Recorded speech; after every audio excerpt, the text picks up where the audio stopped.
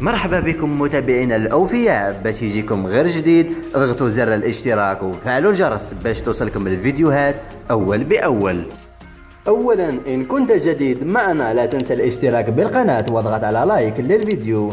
عاجل الآن مفاجآت كبيرة في قائمة جمال بالماضي المنتظرة للتربص شهر نوفمبر.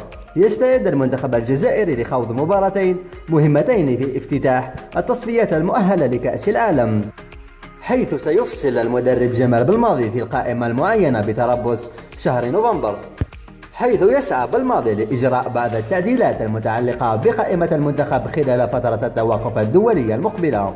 ومن هذا المنطلق سيضحي بأسماء اعتادت التواجد في التحديات الأخيرة للخضر. ووفق المصادر فإن مدرب المنتخب الجزائري سوف يستغني عن اللاعب الشاب بدر الدين بوعناني الذي لم يلعب إلا دقائق قليلة مع ناديه نيس الفرنسي هذا الموسم.